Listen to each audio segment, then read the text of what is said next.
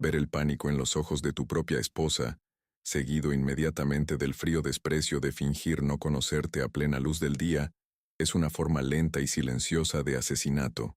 Esta fue la verdad que se me metió en el alma aquella tarde de sábado, una verdad más dura y afilada que cualquier arma que haya empuñado en mi vida. Fue la comprensión de que el hogar que había construido con tanto esfuerzo ya no era mío, y la mujer con la que había compartido décadas se había convertido en una completa desconocida, una desconocida que se avergonzaba de mí. La humillación pública fue solo el golpe final a una dignidad que se había ido enterrando lentamente, día tras día, entre los muros que había construido con sudor y sacrificio. Me llamo Javier, tengo 68 años y nunca imaginé que la casa que construí, ladrillo a ladrillo, un monumento silencioso a mi dedicación a la familia, se convertiría en el escenario de mi propia invisibilidad. Pasé toda mi vida creyendo que el trabajo duro y la honestidad eran los cimientos de un hombre, los pilares que sostendrían su respeto y su lugar en el mundo. Dediqué mi juventud y mi fuerza a asegurar que mi familia tuviera un techo seguro y una vida cómoda, pero al jubilarme, me di cuenta de que me había convertido en un objeto más de la casa, un regalo, útil para pequeñas reparaciones, pero básicamente ignorado, como una silla antigua que ya nadie se molesta en usar. Ese sábado comenzó como tantos otros. El aroma del café, recién hecho, se mezclaba con la humedad de las plantas que adornaban nuestro patio interior, aquí en nuestro antiguo barrio de Puebla. La casa, impecable como siempre, con sus pisos de cerámica pulida y muebles de madera oscura, parecía exudar una frágil tranquilidad. Sin embargo, esta aparente armonía era solo una fachada tenue, una cortina de humo para la distancia emocional que se había creado entre nosotros. Una tensión silenciosa flotaba en el aire, tan palpable que casi podía tocarla. Sentía como un fantasma vagando por los pasillos, una presencia tolerada pero no realmente sentida ni deseada por aquellos a quienes había dedicado mi vida. Mi rutina de jubilado consistía en tareas sencillas que me daban un propósito en medio del creciente vacío. Cuidaba el jardín con un esmero casi religioso, podando los rosales que Elena antaño amaba. Hice pequeñas reparaciones en la casa, apretando un tornillo suelto por aquí, ajustando una puerta que crujía por allá, intentando mantener la estructura física del hogar en pie mientras la emocional se desmoronaba a mi alrededor, y en mis momentos de soledad, escuchaba mis viejas canciones en una radio de pilas, melodías de una época en la que me sentía visto, cuando mi trabajo y mi amor parecían tener un valor incuestionable para mi familia. Antes de continuar con la historia, por favor, dale a me gusta, suscríbete al canal y comenta desde dónde la ves. Tu apoyo es fundamental para mí, ya que me da la fuerza para compartir la profundidad de esta herida y el camino que tuve que recorrer para recuperar el respeto que me robaron.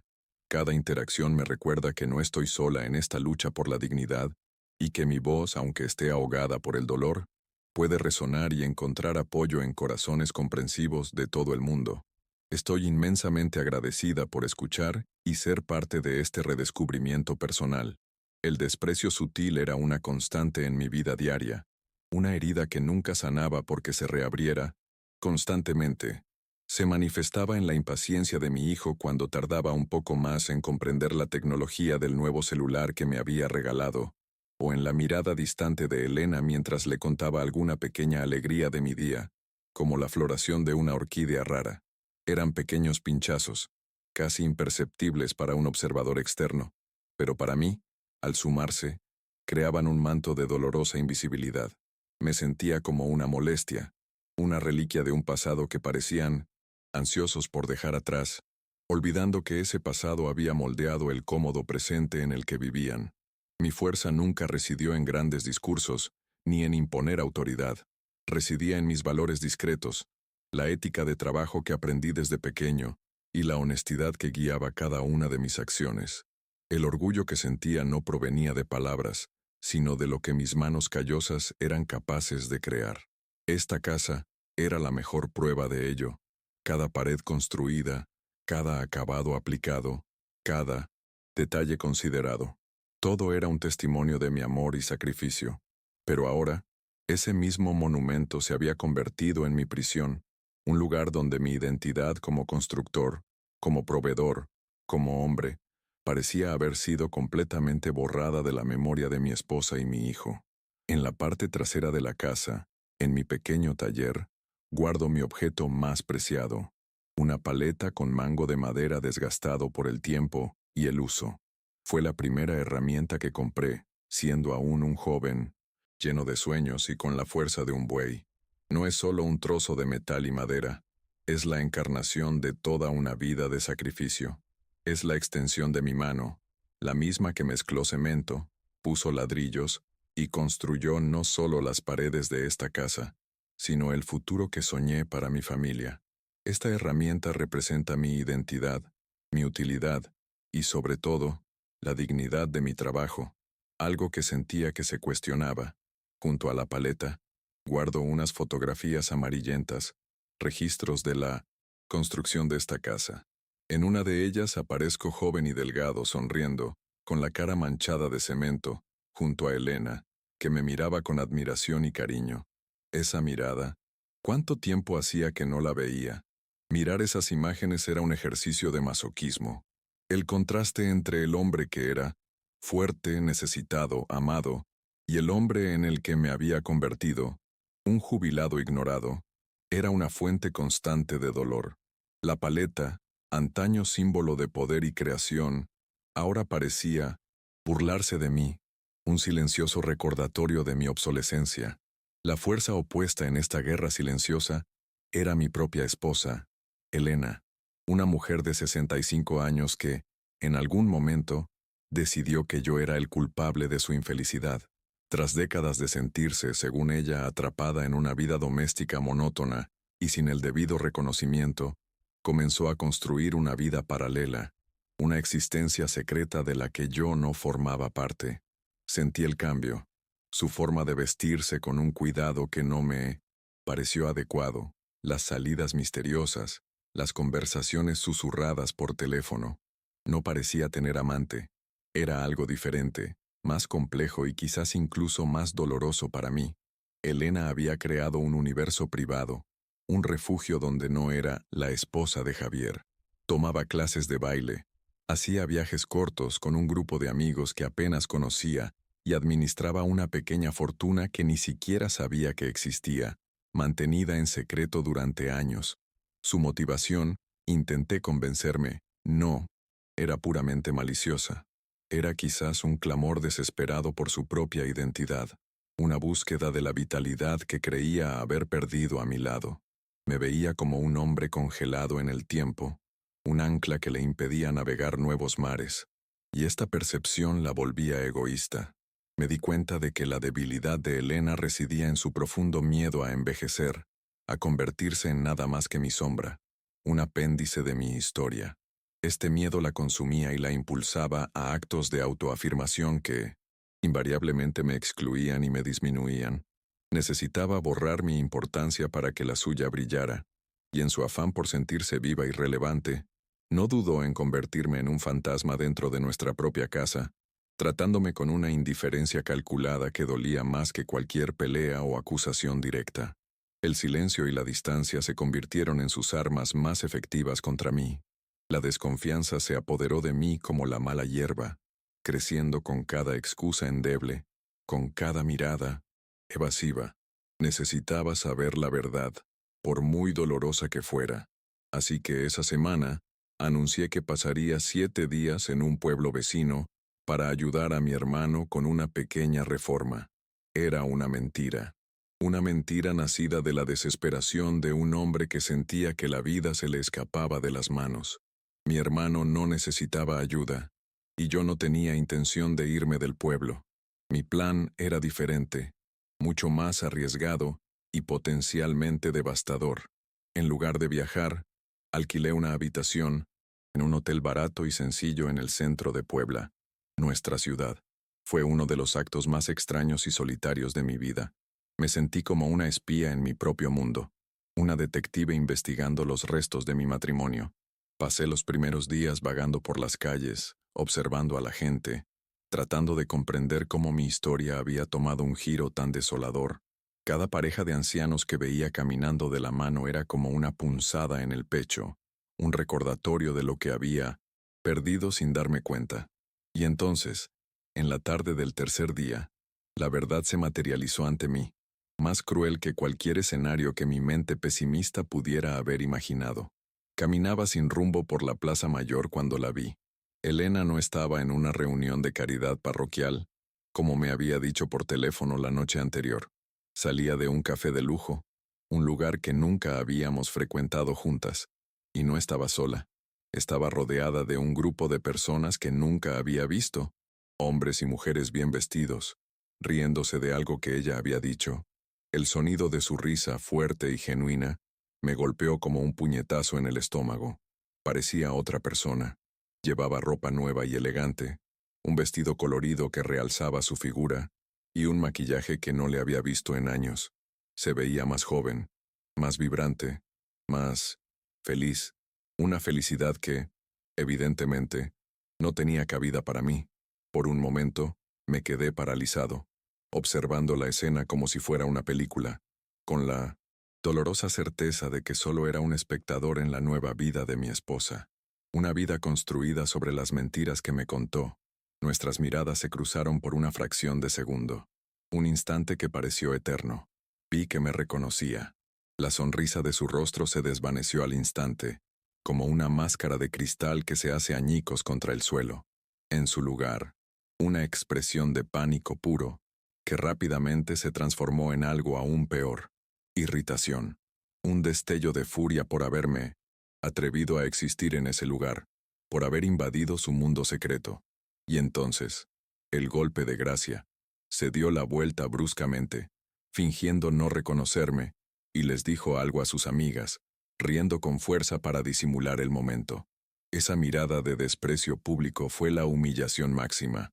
Confirmó que no solo me ignoraban entre mis cuatro paredes, era una vergüenza para ella en el mundo que tanto se empeñó en construir. En ese momento, me convertí en una completa desconocida, una mendiga, emocional que imploraba el reconocimiento de la mujer a la que le había dado todo. El mundo a mi alrededor pareció perder su sonido. Solo podía oír el eco de esa risa y la imagen de ese rostro volviéndose para negarme, para borrarme de su realidad. Me quedé allí, de pie en medio de la acera, mientras ella y su grupo se alejaban. Sus voces y risas se desvanecieron hasta desaparecer entre la multitud. No tenía ganas de llorar. Lo que sentí fue un escalofrío profundo, un vacío gélido que me llenó el pecho. Era la muerte de una era, la muerte de Javier, el esposo, del ingenuo Javier que aún creía en un poco de compañía. En ese momento, comprendí que la batalla silenciosa que había estado librando en casa hacía tiempo que estaba perdida. Simplemente no había tenido el valor de admitirlo. El dolor de ese rechazo fue tan intenso, tan visceral, que me dejó sin aliento. Cada paso que daba para alejarme de esa plaza era pesado, como si llevara sobre mis hombros el peso de 40 años de matrimonio. Ya no era solo invisible, era indeseable. La imagen de su rostro contorsionado por el pánico y la ira se grabó en mi mente, repitiéndose sin cesar. ¿Cómo habíamos llegado a este punto? ¿Cómo el amor y la admiración que una vez existieron se habían convertido en este desprecio mordaz, en esta negación pública? La idea de volver a casa era insoportable. Volver a esas paredes que ahora parecían cómplices del engaño de Elena. Volver a la cama que compartíamos, sabiendo que ella yacería a mi lado con el aroma de una vida que no me incluía. No, no podía. Mi hogar, mi mayor orgullo, se había convertido en territorio enemigo, un lugar de humillación. Necesitaba distancia, necesitaba aire para respirar, necesitaba encontrar una salida de ese abismo de irrespeto en el que me había hundido. Pasé esa noche en la habitación del hotel, mirando el techo agrietado y pensando en toda mi vida. Los recuerdos me inundaron. El día que compramos el terreno, el primer muro que construí, el nacimiento de nuestro hijo, las dificultades económicas que superamos juntos. ¿Dónde estaba la mujer que me tomó de la mano y me dijo que estaríamos juntos en las buenas y en las malas. Se había ido, reemplazada por esta versión refinada y elegante que se avergonzaba del hombre de manos callosas que le había dado todo. A la mañana siguiente, el dolor se había transformado en algo más, una frialdad, una claridad penetrante. El dolor daba paso a la resolución.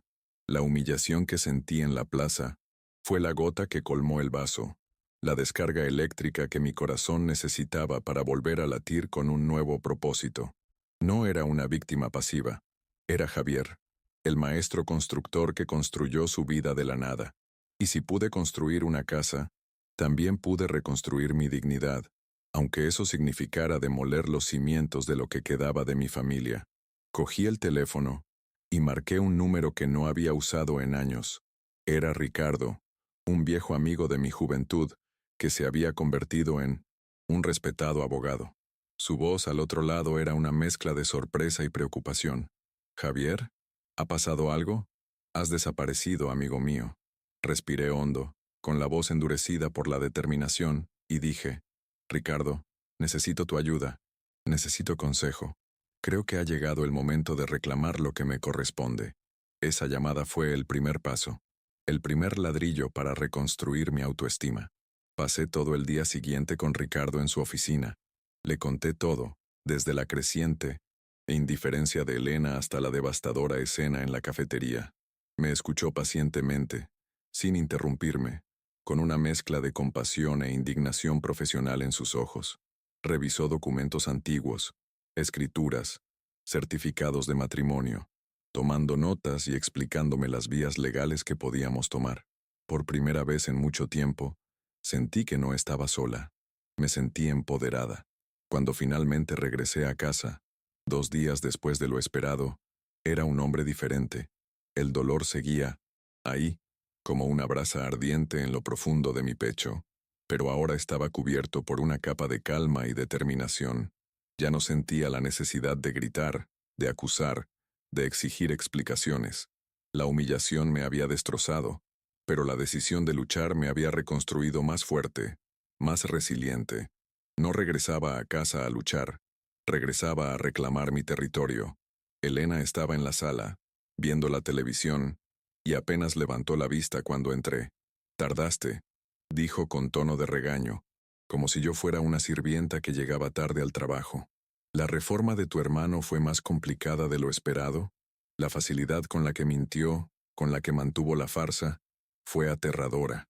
La miré fijamente un momento, sin responder, y ella pareció incómoda con mi silencio. Finalmente desvió la mirada hacia la pantalla, ignorando mi presencia una vez más. Esa noche, durante la cena, la tensión era casi insoportable. Elena intentó charlar un poco sobre los vecinos, pero mi silencio la ponía nerviosa. Comí despacio, metódicamente, sintiendo el peso de cada bocado, de cada segundo que pasaba. Ella no lo sabía, pero esa sería nuestra última cena como la pareja que éramos.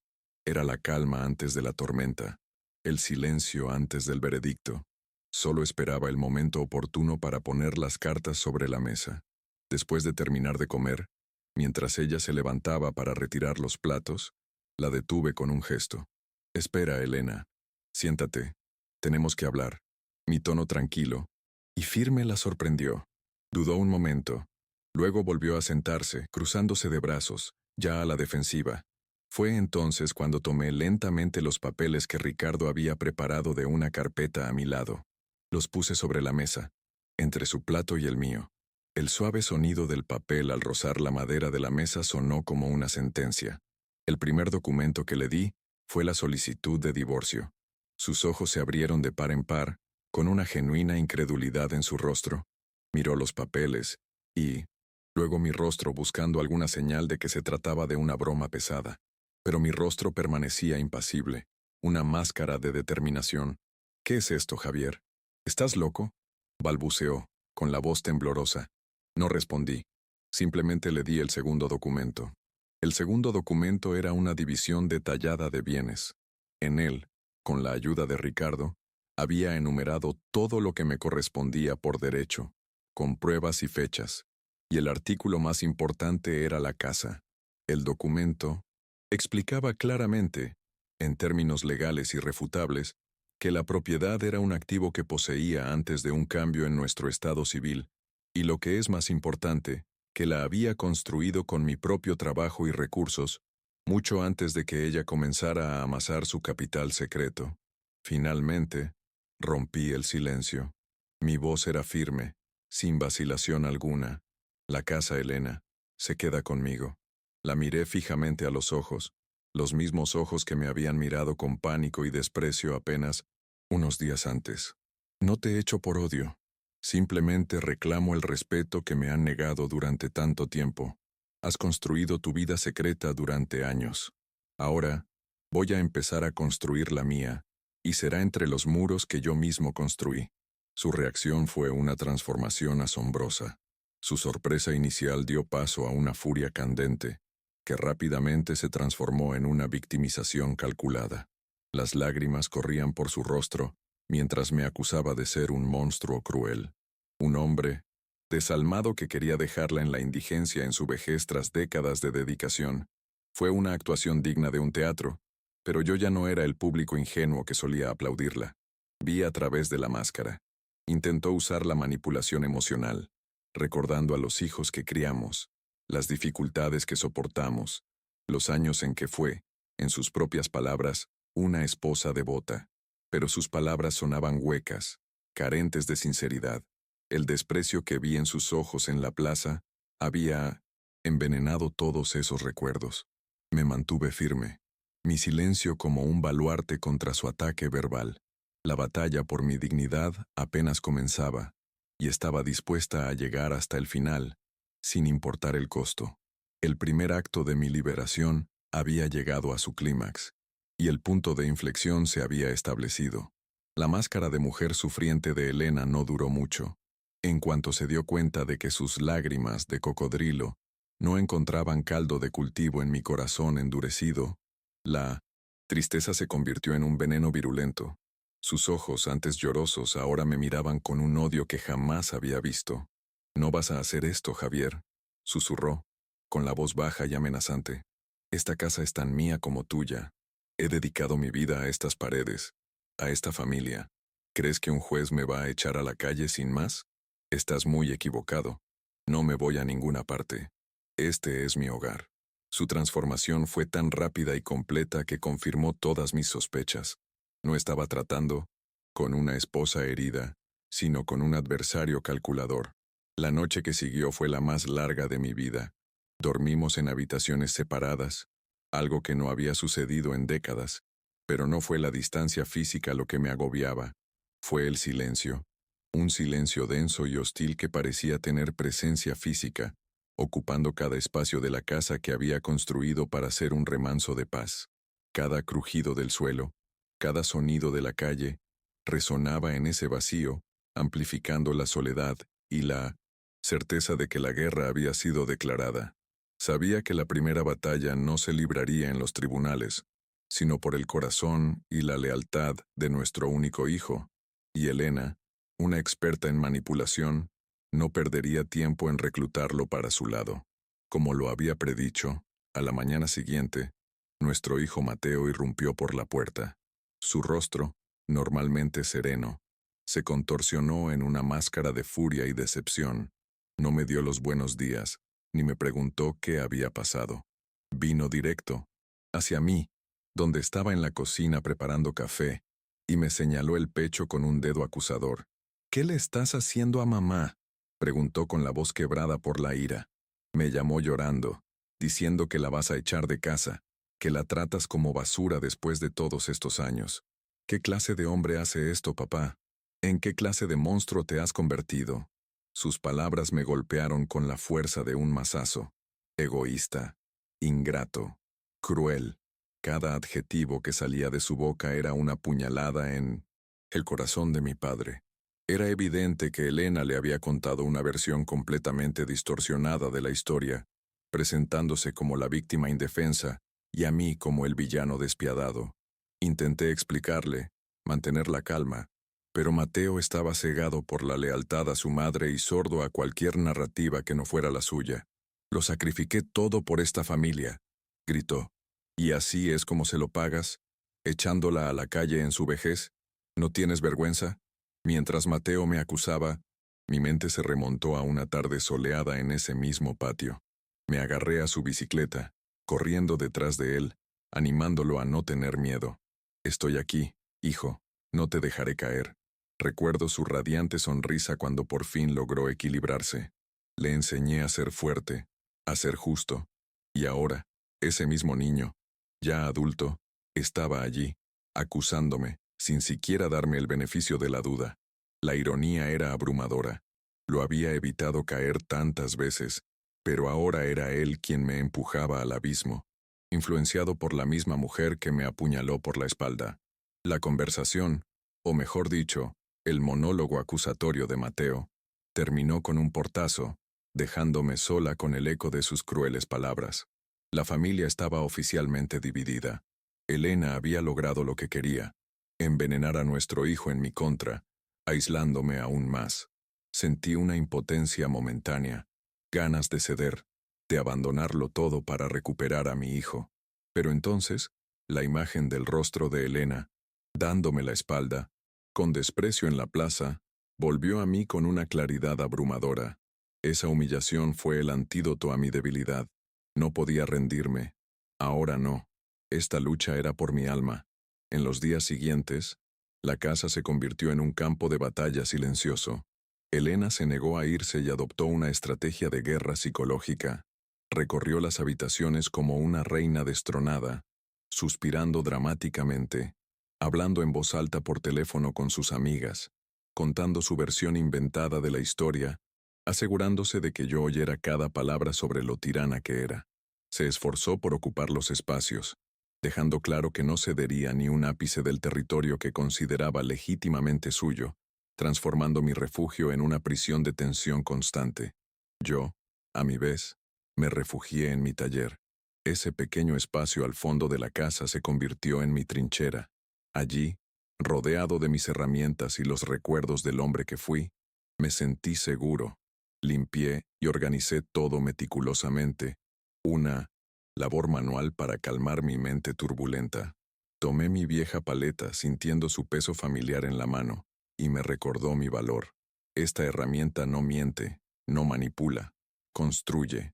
Y eso era lo que hacía, sentar las bases de mi nueva vida, incluso en medio de los escombros emocionales. La manipulación de Elena llegó a un nivel que jamás creí posible. Una noche, preparó mi plato favorito, algo que no hacía desde hacía años. Puso la mesa con el mismo esmero de siempre, y me sirvió con una sonrisa. Triste, Javier, dijo en voz baja. No podemos echarlo todo a perder. Piensa en nuestra historia, en todo lo que hemos construido juntos. ¿No vale la pena luchar por eso? Era una trampa, un intento de convertir la nostalgia en un arma. Pero miré el plato de comida y solo pude ver el café de lujo donde se reía con desconocidos. El hambre que sentía no era de comida, sino de respeto. Cuando su intento de seducción por la nostalgia fracasó, cambió de táctica, apelando a la culpa y la presión social. ¿Qué dirá la gente, Javier? ¿Qué pensarán nuestros amigos y vecinos de ti? Un hombre que abandona a su esposa después de 40 años. Sabía que siempre me había preocupado el honor y la reputación, pero el desprecio que sentí ese día me libró de esa preocupación. Elena, respondí con calma, sin tocar la comida. Durante mucho tiempo me preocupé por lo que pensaran los demás. Ahora, la única opinión que me importa es la del hombre que veo en el espejo, y está cansado de que le falten el respeto. La tensión alcanzó un nuevo nivel cuando necesité un extracto bancario para entregárselo a Ricardo. Fui al banco, y al revisar las transacciones de nuestra cuenta conjunta de los últimos años, descubrí el verdadero alcance de la traición de Elena.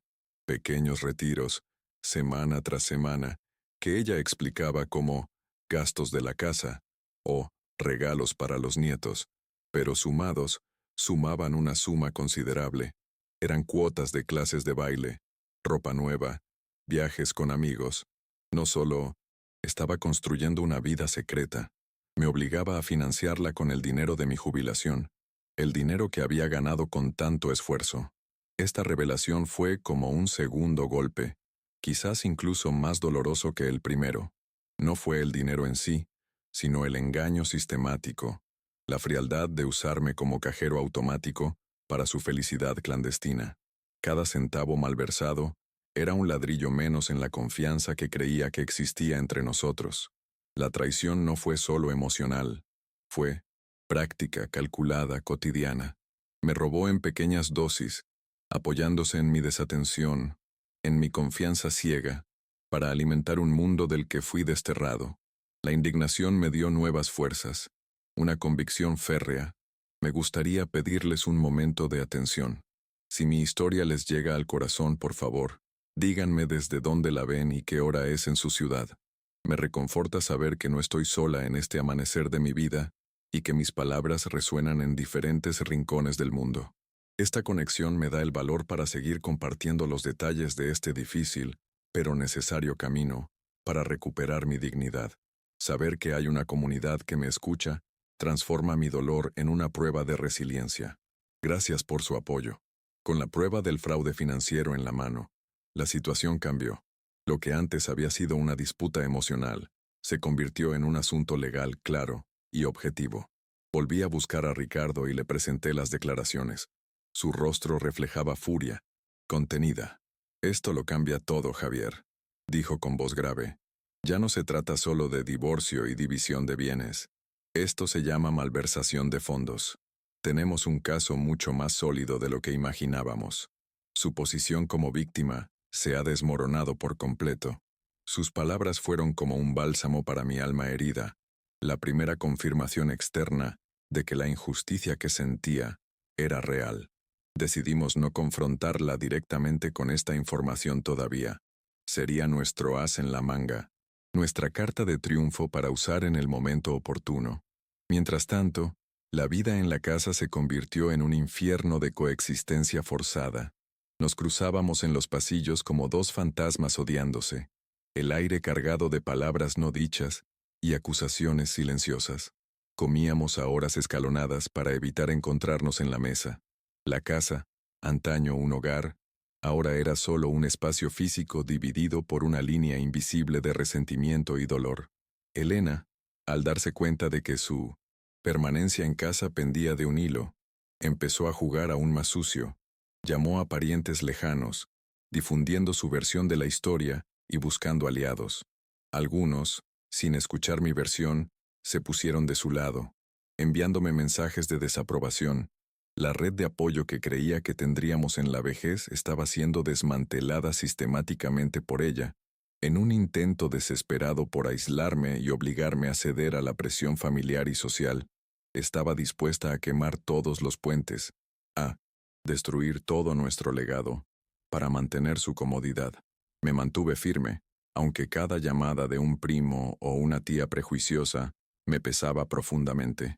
Mi enfoque estaba en el objetivo final: recuperar mi espacio, mi paz y mi respeto. En mis conversaciones con Ricardo, me preparó para la batalla legal que se avecinaba, explicándome los términos, los procedimientos y los posibles resultados. Se convirtió en más que un abogado. Fue un general que me ayudó a planificar la estrategia para la guerra más importante de mi vida. Esta preparación me dio una sensación de control que no había sentido en mucho tiempo. La dramática ironía de la situación era palpable. Elena y Mateo creían que actuaba por capricho, un ataque de ira que pronto pasaría. Me subestimaron, viéndolo como el mismo Javier pasivo y complaciente de siempre. Pocos sabían de la magnitud de mi dolor, de mi determinación y, sobre todo, de las pruebas que tenía a mano. Continuaron con sus manipulaciones y acusaciones, sin darse cuenta de que solo estaban cavando un hoyo más profundo para sí mismos, fortaleciendo mi posición con cada mentira que decían. El siguiente punto de tensión llegó cuando noté que pequeños objetos de valor empezaban a desaparecer de la casa. Una pequeña escultura que heredé de mi padre, un reloj de bolsillo antiguo, cosas con más valor sentimental que económico. Al ser confrontada, Elena lo negó con vehemencia e indignación. ¿Me estás acusando de robar en mi propia casa? Te has vuelto loco, Javier. Pero sus ojos la delataron. Sabía que estaba empezando a deshacerse de sus pertenencias. o quizás incluso a venderlas, preparándose para una posible salida, pero sin darse por vencida. La casa se estaba volviendo un lugar irreconocible. El ambiente era tan tóxico que hasta las plantas del jardín parecían marchitarse. El olor a café por la mañana ya no me reconfortaba. Solo presagiaba otro día de hostilidades silenciosas. Pasaba la mayor parte del tiempo en el taller, leyendo o simplemente sentado, reflexionando. Recordé el consejo de mi padre. Un hombre vale su palabra y el respeto que inspira. Había fallado en infundir respeto durante demasiado tiempo, dejando que mi dignidad se erosionara lentamente. Era hora de corregir ese error. La situación había llegado a un punto insostenible. La presencia de Elena en casa era una afrenta diaria a mi dolor. Su negativa a irse demostraba su total indiferencia hacia mis sentimientos y mi decisión. Hablando con Ricardo, concluimos que necesitábamos tomar una medida más drástica, una que oficializara la situación y la hiciera innegable. Ya no podíamos vivir en ese limbo, en esa guerra fría doméstica. Era necesario un ultimátum, poner fin a esta coexistencia forzada. Con base en las pruebas que teníamos, Ricardo redactó un aviso extrajudicial, un documento formal, con jerga legal y sellos oficiales, que establecía un plazo legal para que Elena desalojara la propiedad. No era una solicitud, era una orden basada en mis derechos de propiedad y la situación insostenible que ella había creado. Dar este paso fue difícil. Fue reconocer que cualquier posibilidad de una separación amistosa estaba muerta y enterrada. Pero era necesario. El día que llegó el funcionario del juzgado era gris y lluvioso, como si el cielo poblano estuviera de luto por el fin de mi matrimonio. Abrí la puerta y lo llevé a la sala, donde Elena leía una revista, fingiendo normalidad. Su expresión al ver al hombre del traje entregándole un sobreoficial fue una mezcla de sorpresa, miedo y, finalmente, odio puro. Tomó el documento con manos temblorosas. Su mirada saltaba de las palabras impresas a mi rostro, buscando una explicación que no le daría. 30 días, susurró, leyendo el plazo estipulado en el documento.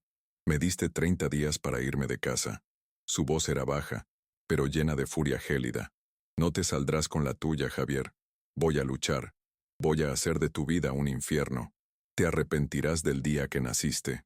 La amenaza flotaba en el aire entre nosotros, más real y aguda que cualquier grito. El alguacil, avergonzado, se retiró discretamente, dejándonos solos con la declaración oficial de guerra. La reacción de Mateo al oír el aviso fue aún más violenta. Vino a mi casa esa noche, ya no para discutir, sino para amenazarme. Si echas a mi madre, olvídate de que tienes un hijo, dijo con los ojos rojos de rabia. Te juro por Dios, padre, que morirás solo en esta casa. El dolor de oír eso fue casi físico. Mi propio hijo maldiciéndome, condenándome a la soledad. En ese momento, me sentí en el punto más bajo de mi vida, en la cima de mi vulnerabilidad. Tenía razón legalmente, estaba moralmente justificado, pero estaba emocionalmente devastado. La victoria parecía tener un amargo regusto de pérdida. La pérdida de mi hijo, la pérdida de la familia que creía haber construido, la pérdida de la paz que tanto anhelaba. Miré a Mateo, el hijo que amaba más que a mi vida, y vi en sus ojos el reflejo del veneno de Elena. Él no veía a un padre humillado luchando por su dignidad, solo veía al monstruo que su madre había descrito. Cuando se fue, dando un portazo que hizo temblar las paredes, me sentí completamente solo. La casa, enorme y silenciosa, parecía burlarse de mí. Estaba reclamando mi territorio, pero ¿a qué precio? La indignación del público que viera mi historia seguramente alcanzaría su punto álgido al ver a un padre abandonado por su hijo de esa manera. El conflicto había escalado a su punto álgido. La familia estaba fracturada. Las amenazas eran evidentes y el plazo legal se agotaba. El segundo acto de mi viaje concluyó aquí, en el punto de máxima tensión. Había establecido mis condiciones, pero estaba pagando un alto precio. La casa, que debería haber sido mi castillo, se sentía más como una fortaleza asediada, y yo, su único defensor, estaba herido y aislado. Elena, acorralada, era más peligrosa que nunca. y mi hijo se había convertido en soldado de su ejército. La pregunta, que flotaba en el aire, tan pesada como la humedad de la noche era, ¿tendría la fuerza para soportar la batalla final que me aguardaba? Si amas a Jesús y crees en la justicia divina que sostiene a los humildes, suscríbete a nuestro canal. Cada historia de superación es un testimonio de la fuerza que Él nos da en nuestros momentos más difíciles. Al suscribirte, no te perderás futuras revelaciones y formarás parte de una comunidad que encuentra en la fe la esperanza para luchar por lo que es justo y digno a los ojos de Dios. Tu suscripción es un acto de apoyo a la verdad y la restauración que solo la fe puede traer. La noche cayó sobre Puebla, y con ella un silencio denso y ominoso se apoderó de la casa. Elena se encerró en su habitación, y yo me retiré a mi taller. No sentí triunfo, solo un profundo cansancio, una tristeza que me pesaba en los huesos. La paleta en mi banco de trabajo parecía observarme, un juez silencioso. Representaba la fuerza que construye, pero ahora estaba en medio de una demolición. La demolición de una vida. La progresión de la intensidad emocional había alcanzado su punto álgido. El espectador, en ese momento, sentiría una profunda indignación moral ante la injusticia sufrida, la manipulación de Elena y la ceguera de su hijo. Mi vulnerabilidad era total. Un anciano, traicionado por su esposa, repudiado por su hijo, luchando solo por su hogar y su honor. Era el escenario perfecto de impotencia que clamaba por una resolución, por un punto de inflexión definitivo. Miré las paredes de mi taller y vi más que ladrillos y cemento. Vi los ecos de la risa, las huellas del tiempo, las promesas susurradas. Recordé una conversación con Elena, años atrás, en ese mismo lugar. Ella dijo, «Esta casa es nuestro nido, Javier, nuestro refugio para siempre». El recuerdo era como sal en una herida abierta. El para siempre había terminado brutalmente, y el refugio se había convertido en un campo minado. La progresión geométrica de intensidad, como dicta una buena historia, fue completa. Comenzó con una humillación pública, evolucionó a una traición financiera, escaló a un conflicto familiar con la alienación de mi hijo, y culminó en una amenaza legal y un ultimátum. Cada revelación era más intensa que la anterior, dejando al público sin aliento, emocionalmente involucrado y ansioso por el desenlace. La violación de las expectativas sociales fue flagrante y dolorosa. Una esposa que debería haber sido su compañera en la vejez, se convirtió en su adversaria. Un hijo que debería haber honrado a su padre se convirtió en su atormentador. La familia, que debería haber sido el refugio definitivo, se convirtió en la fuente del mayor dolor. Esta inversión de roles es lo que genera la conexión emocional más fuerte con el público, ya que aborda miedos universales. La noche avanzaba, y yo permanecía allí, en mi taller, con la paleta en la mano. El desgastado mango de madera encajaba a la perfección en mi mano callosa. Era un recordatorio, tangible de quién era yo, de lo que era capaz. Yo había construido esa casa. No permitiría que fuera la tumba de mi dignidad. El dolor que sentía era inmenso, pero mi determinación era aún mayor. La batalla final se acercaba, y yo estaría listo. El segundo acto terminó con esta promesa silenciosa, dejando todo en suspenso a la espera del clímax. La vulnerabilidad era mi estado, pero no mi identidad. Estaba herido, pero no destrozado. Aislado, pero no derrotado. El ultimátum de 30 días no era solo para Elena, también lo era para mí. Una fecha límite para reunir mis últimas fuerzas, para prepararme para la confrontación que definiría el resto de mi vida. El patriarca agraviado estaba acorralado, pero era en la esquina del ring donde los verdaderos luchadores encontraban la fuerza para el knockout. Y yo no me rendiría. Los 30 días del ultimátum se prolongaron con la lentitud de una enfermedad crónica. Cada amanecer en la casa era una cuenta regresiva silenciosa, un recordatorio de la inevitable confrontación que se avecinaba. La hostilidad de Elena se había convertido en un resentimiento frío y calculador. Se pasaba los días al teléfono, sin duda planeando sus próximos pasos, construyendo su narrativa de mujer abandonada para quien la escuchara. Yo, en cambio, Encontraba una extraña paz en mi determinación. Ya no había angustia ni duda, solo la paciente espera del final de un capítulo doloroso y el comienzo de una nueva e incierta paz. Mi resistencia se volvió activa, pero silenciosa. Empecé a hacer pequeños cambios en la casa, actos simbólicos de recuperación de la posesión. Reemplacé el sillón desgastado de la sala, su favorito para ver telenovelas, por mi vieja mecedora del dormitorio. Por primera vez en años, puse mi música en el estéreo de la sala en lugar de la radio de pilas del taller. Fueron pequeños gestos, pero transmitieron un mensaje claro. Este espacio vuelve a ser mío. Elena observaba todo con odio, pero no dijo nada, sabiendo que la ley ahora estaba de mi lado. A medida que se acercaba la fecha límite, la desesperación de Elena empezó a hacerse patente. Su arrogancia dio paso a una ansiedad palpable. Dejó de salir con amigos. Dejó de vestirse con el mismo cuidado. La vida glamurosa que había construido parecía frágil, dependiente del escenario y los recursos que esta casa le proporcionaba. Verla así no me produjo satisfacción, solo una profunda melancolía. Vi a la mujer que una vez amé desmoronarse, consumida por el miedo y el egoísmo que la habían llevado por ese camino.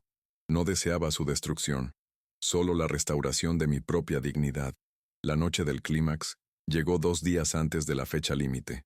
Estaba en mi taller, como siempre, limpiando mis herramientas. El ritual me tranquilizó. El orden y la lógica del trabajo manual contrastaban con el caos emocional que habíamos experimentado. Sostenía mi vieja paleta, pasando un paño suave por su mango de madera, puliendo el metal desgastado. El objeto parecía absorber la tensión de la habitación. Su solidez me transfería parte de su inquebrantable fuerza. Fue entonces cuando la puerta del taller se abrió y entró Elena. Ella era diferente. No había ira en sus ojos, ni máscara de víctima. Había una desesperación cruda y sin adornos, la rendición de quien sabe que ha perdido la guerra. Me miró, allí, a la tenue luz de la lámpara, con la herramienta en mis manos, y pareció ver, quizás por primera vez en años, al hombre que realmente era. El constructor se acercó, lentamente, con las manos juntas en un gesto de súplica. La reina estaba ante el albañil, con su castillo a punto de derrumbarse, y acudió para una última y desesperada negociación. Javier, empezó con voz temblorosa, casi un susurro. No podemos terminar así, por favor. Las lágrimas que corrían por su rostro parecían genuinas, nacidas no de manipulación, sino de un miedo real al futuro. Cometí errores. Fui insensata. Fui egoísta. Ahora lo sé. Pero 40 años no se pueden tirar a la basura. Piensa en Mateo, piensa en nuestros nietos. ¿Qué sería de esta familia sin nosotros juntos? Intentó apelar a lo único que aún teníamos en común, el pasado, pero el presente era una herida demasiado abierta para sanar con el bálsamo de la nostalgia. Dio otro paso, extendiendo la mano como para tocarme, pero dudó y la retiró. Te lo ruego, Javier. ¿Qué quieres? ¿Dinero? Te daré el dinero que he ahorrado. ¿Quieres que me disculpe? Lo haré, de rodillas si es necesario. Pero no. Me quites la casa. No me quites la vida. Y entonces hizo la pregunta que selló su destino, la pregunta que revelaba que aún no había entendido. ¿Qué quieres, en fin? La pregunta quedó flotando en el aire, cargada con el peso de décadas de incomprensión y distanciamiento. Dejé de pulir la paleta y la apreté con fuerza. La miré, no con ira, sino con una claridad dolorosa, la claridad de quien por fin ve todo el paisaje tras disiparse una espesa niebla. Respiré hondo, y las palabras salieron, no de mi garganta, sino del alma, firmes y mesuradas. Me preguntas qué quiero, Elena. Después de todo este tiempo sigues sin entenderlo. Nunca se trató de dinero, nunca se trató de venganza, se trató de esto. Y levanté suavemente la paleta, símbolo de mi trabajo, de mi identidad. Durante años, continué, mi voz resonando en el silencio del taller. Viviste tu vida secreta, buscando una felicidad que creías que te negaba. Lo entiendo, de verdad, pero lo hiciste borrándome, haciéndome invisible dentro de mi propia casa. Ahora viviré mi vida. La diferencia es que la mía estará aquí dentro, en las paredes que has olvidado cómo se construyeron. Mi mirada se apartó de ella por un momento, recorriendo las vigas y los ladrillos vistos del taller, cada uno un viejo conocido. Cada ladrillo de esta casa está hecho con mi sudor, Elena. Cada viga está hecha con las huellas de mis manos. Construí esto no solo para albergar a una familia, sino para afianzar mi dignidad como hombre, como proveedor. Y lo que hiciste, con tus mentiras y tu desprecio, fue intentar demoler al hombre que puso cada uno de esos ladrillos en su lugar. No intentaste salir de la casa para buscar tu vida. Intentaste expulsarme de mi propia alma sin que yo siquiera saliera de la puerta. Entonces, ¿qué quiero? Concluí, volviéndome hacia ella. Quiero silencio. Quiero paz. Quiero poder sentarme en mi sala y escuchar mi música sin sentirme un intruso. Quiero el respeto que un hombre merece en su propia casa. Y eso, Elena, es algo que tu presencia aquí ya no me puede dar. Tu tiempo en esta casa ha terminado porque tú misma has demolido los cimientos de lo que era tu hogar. Respeto por mí. Mis palabras fueron la gota que colmó el vaso. Ella lo entendió. No había nada más que decir. Elena ya no lloraba. Solo asintió lentamente, con una aceptación vacía en la mirada. Se dio la vuelta y salió del taller, dejándome sola con mis herramientas, y la verdad que finalmente había sido dicha en voz alta. A la mañana siguiente, un camión de mudanzas se detuvo frente a nuestra puerta. Sin más discusión, sin más súplicas, empezó a empacar sus cosas. Fue un proceso inquietantemente silencioso y metódico. Nuestro hijo, Mateo, vino a ayudarla. No me miró ni una sola vez. Su rostro era una máscara de resentimiento y dolor. Ver a mi hijo sacar las cajas de su madre de la casa que construí para que creciera fue una de las escenas más difíciles de mi vida. Cada objeto que salía de aquella puerta parecía llevar consigo un pedazo de nuestra historia, pero me mantuve firme, observando desde la ventana de la sala, sabiendo que ese dolor era el precio de mi libertad. Fue una amputación, dolorosa, traumática, pero necesaria para salvar lo que quedaba de mí. Al caer la tarde, la casa estaba más vacía y la camioneta se alejó. Elena me dirigió una última mirada, una mirada que no pude descifrar, y se fue. La puerta se cerró, y por primera vez en mucho tiempo, el silencio que se apoderó de la casa no fue hostil. Era un silencio de paz, de espacio, de posibilidad. Caminé lentamente por las habitaciones, sintiendo el eco de mi propia presencia. La casa pareció respirar aliviada, al igual que yo. Estaba solo, pero no me sentía solo. Me sentía completo. Me sentía en casa. La batalla había terminado. Había recuperado mi castillo, no con gritos ni violencia, sino con la silenciosa fuerza de la dignidad. La resolución, sin embargo, no estaría completa sin el capítulo de Mateo. Una semana después, apareció en mi puerta. Esperaba más acusaciones, más ira, pero era diferente. Parecía cansado, agotado. ¿Puedo pasar?, preguntó en voz baja. Asentí y le ofrecí un café. Nos sentamos a la mesa de la cocina, la misma donde me había confrontado. Durante un largo rato permanecimos en silencio. El único sonido era el de la cuchara removiendo el azúcar. La ayudé a instalarse, dijo finalmente sin mirarme. Alquiló un pequeño apartamento en el centro, con su propio dinero. Hizo una pausa, y la palabra ella quedó flotando en el aire.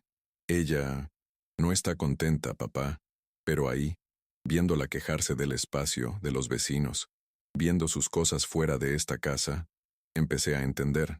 No vi tu versión de la historia, solo escuché la suya, y tal vez fui injusto.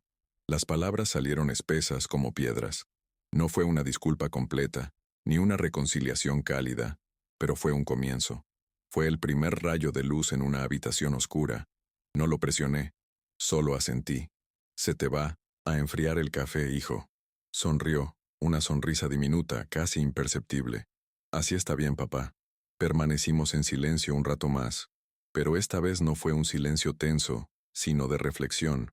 La semilla de la comprensión estaba sembrada. El desenlace de mi historia no fue un cuento de hadas. Elena siguió con su vida, financiada por su parte de la herencia, y yo, con la mía. No hubo reconciliación romántica. pues la confianza, una vez destruida, rara vez se puede reconstruir con los mismos materiales. La solución fue restaurar el orden, reafirmar la dignidad. Se hizo justicia, no en los tribunales, sino en mi propia casa y en mi corazón.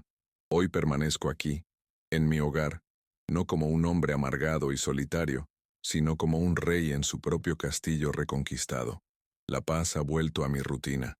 El sonido de mi radio llena el aire, el aroma del café reconforta mis mañanas, y trabajar en el jardín me conecta con la vida que florece. La casa, que por un tiempo fue el símbolo de mi invisibilidad, es ahora el monumento de mi autonomía, de mi valor innegociable. Mi hijo Mateo me visita los fines de semana. Nuestro acercamiento es lento y cuidadoso. Trae a sus hijos, mis nietos, y el sonido de sus risas al cruzar el patio es una melodía dulce. Estamos reconstruyendo nuestra relación, no sobre las ruinas del pasado, sino sobre una nueva base de respeto y comprensión. Él empieza a ver al hombre detrás de su padre, el constructor que lo sacrificó todo por ellos. Hay esperanza. El mensaje central de este viaje, la moraleja que me llevo, es que la dignidad es la piedra angular de la vida de una persona. Una vez comprometida, toda la estructura amenaza con derrumbarse, pero mientras haya fuerza en nuestras manos y verdad en nuestros corazones, siempre es posible reconstruir. Nunca es tarde para luchar por el respeto propio, para exigir el espacio que, por derecho, y a través de una vida de sacrificio, nos pertenece. Y así termina mi historia, con una satisfacción, incompleta pero real.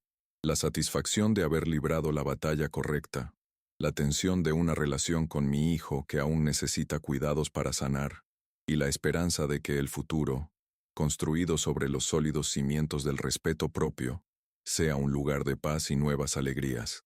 Mi paleta reposa en el taller, ya no como un recordatorio de lo que perdí, sino como un trofeo de la dignidad que he recuperado. La justicia, en mi caso, no llegó con el golpe del mazo de un juez, sino con el silencio apacible de mi hogar al anochecer. Se manifestó en el respeto que me impuse, primero a mí mismo y luego a los demás. La recuperación de mi vida no se trataba solo de una propiedad, sino de mi propia narrativa, mi identidad. Pasé de ser un personaje secundario en la historia de Elena a convertirme en el protagonista de la mía. Y esta es una lección universal. Muchos pueden sentirse invisibles en sus propias vidas, irrespetados por quienes más aman. Mi experiencia demuestra que la resignación no es el único camino. Hay fuerza en la vulnerabilidad, hay poder en la verdad. A veces, debemos permitir que la vieja estructura se derrumbe para que algo más fuerte y auténtico pueda construirse en su lugar. El vecino sabio que me miró con complicidad, el abogado que me ofreció apoyo práctico y validación, e incluso la vacilación en los ojos de mi hijo, todos representaban la esperanza que surge cuando decidimos dejar de sufrir en silencio. La ayuda externa valida nuestros sentimientos, pero la decisión de luchar debe surgir desde dentro. La resistencia más poderosa comienza con la decisión silenciosa de decir, basta. Mi nieto menor me preguntó el otro día por qué mi paleta era tan especial. La tomé y se la puse en su manita. Porque me enseñó, dije, que por muy fuerte que sea la tormenta, un hombre con buenas herramientas y cimientos sólidos siempre puede reconstruir su hogar y su honor. Recuérdalo. Y en sus ojos curiosos, vi la continuidad de mi historia. La resolución emocional no llegó con el perdón, sino con la comprensión. Comprender que merecía más, que mi sacrificio era valioso y que mi hogar era una extensión de mi alma. La catarsis no fue algo puntual, sino un proceso continuo de reafirmación de mi lugar y mi valor cada día. La promesa de justicia futura se cumplió, no de forma completa e idealizada, sino real y humana. La justicia fue la paz que encontré, la dignidad que restauré y la esperanza de una familia que, aunque herida, tiene la oportunidad de sanar. El final no es un punto, sino una coma, una invitación a seguir construyendo. Y aquí estoy, en mi balcón, con una taza de café, viendo la puesta de sol sobre Puebla. El aire es fresco, las cigarras empiezan a cantar. La casa está en silencio, Un buen silencio, mi propio silencio. Soy Javier, un capataz de construcción jubilado de 68 años, y por fin, estoy en paz en la casa que construí.